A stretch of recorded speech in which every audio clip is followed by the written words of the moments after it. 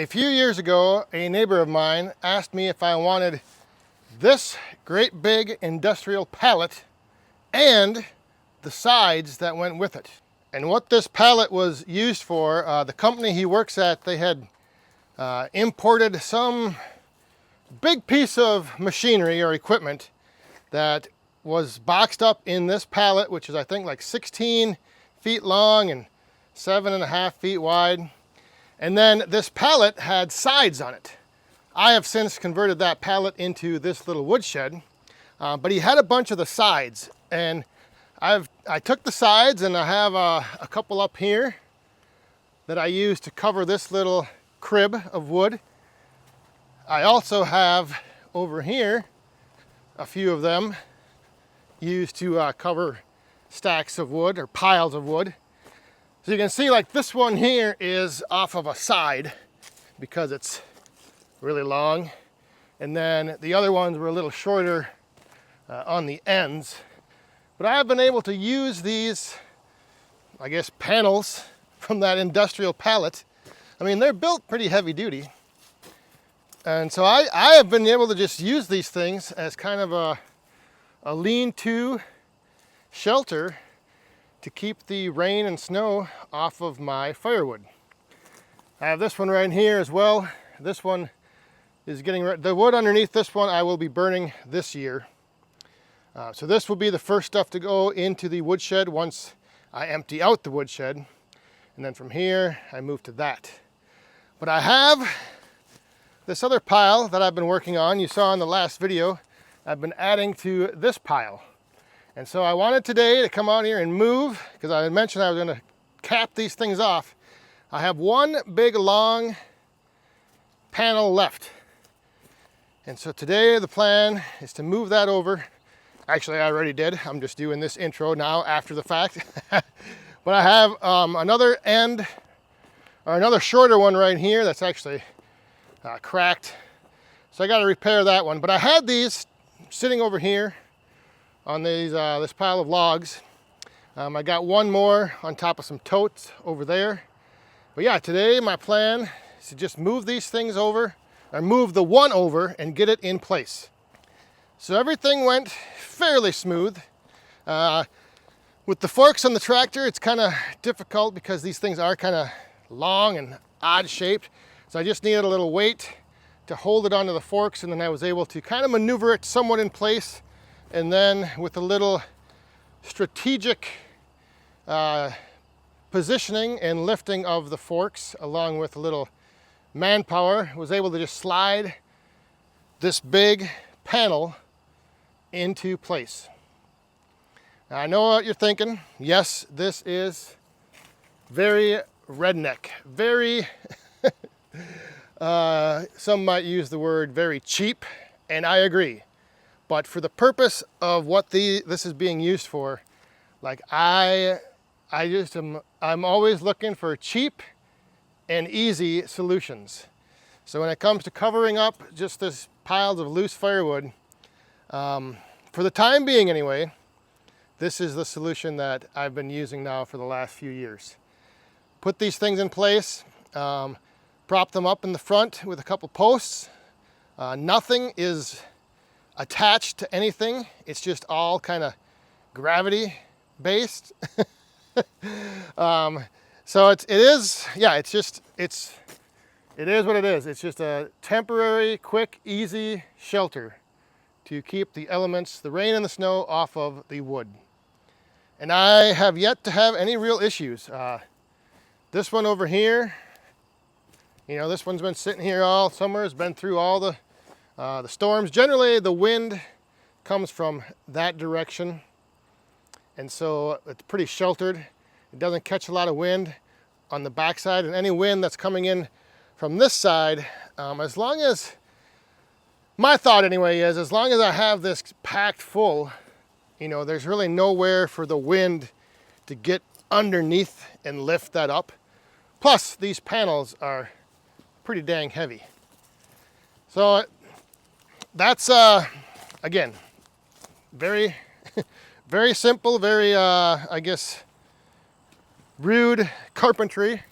But you can see here now on the backside, what I've done is I had these pallets on the ground, so the weight, the entire weight of this panel is kind of holding itself notched into that pallet there, and then I just put a block of wood here, and then I go down and I stack a bunch of wood up underneath there to kind of support it. So the weight of this panel itself holds it down and in place. And you know, same thing over here. That's what I did. It's notched into the pallet. Whoa, almost fell down there. So this is notched into the pallet, and then the weight of it, gravity, is holding it in there. And then I just prop it up with some posts on the front, and they kind of notch right into that little corner to hold it up. And so that's the same thing I did over here. Just put these posts right in there. I could fasten those down, but I don't really see a need to. Again, I've never had any problems with it. They just kind of hold themselves in place. And then as I fill this up, I jam some wood up in there every now and then just to kind of support it. I do have some open space left in the front here to fill. So I'll be able to do that once I split up some more boiler wood. Now, the yappa, yes, is now going to be moved. Just as I had it dialed in, filling up this pile, now I'm gonna have to move this because I think I'm pretty much done filling in this area.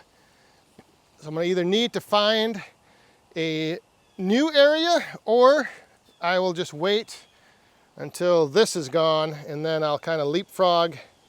So this will be the most recently split, so then I'll leapfrog this and start filling in here again. So then 2 years from now, when I start at the other end of that pile, I can work my way through, just keep coming on down the line. Once I get to this stuff, then I'll have the stuff I fill in here will be, you know, this will be older than whatever I put in there next. I'm not sure if I'm going to try to use one of the smaller panels over here. I might be able to, but I don't think it will come up and extend out over the top of the pile just because it's not long enough. But I might, I'll see. I mean, I've got 2, 3, 4 of them left. So I might try to, once I move the yap out of the way, I might try setting those up on top of there and kind of somewhat, I guess, fastening them down or letting the weight of the panel itself hold itself down. But there you go. The future pile of my personal heating firewood, boiler wood, is now under cover. And I do think having, you know, I did a video a while back about loose piles compared to stacks and how, you know, the airflow through the stacks, I think the air moves better. But in a case with like these loose piles, I think one big thing is if you have the time, like this will have been sitting for almost 2 years before I get to it. If you have the time, and then if you are able to keep the rain and the snow out of your pile, because rain will find its way down into the bottom. And once the rain and the water gets down inside there, I think that's when it has a difficult time drying back out. I don't think the sun or the wind can reach, you know, down into the center of this. If this was out in the open and it got rained on however many times and down deep inside there it was wet, I don't think the wind or the sun can find its way in there to dry it out. I always forget there's like some saying that goes something like cheap, good, and fast. Like if you want something done, you have to pick 2 of the 3. Like you can either have it cheap and fast, but it's not going to be good, or you can have it good and fast, but it's not going to be cheap. Or, you know, like I said, I forget how that whole saying goes, but in the case of covering my firewood, I definitely am. I lean towards the cheap. It was fast to put up there, and in my mind, I think it's good. So maybe I have hit all three: cheap, fast, and good. I don't know. Let me know what you think down in the comments. Thanks for watching. We'll see you guys next time. Stay safe, have fun, and be cool.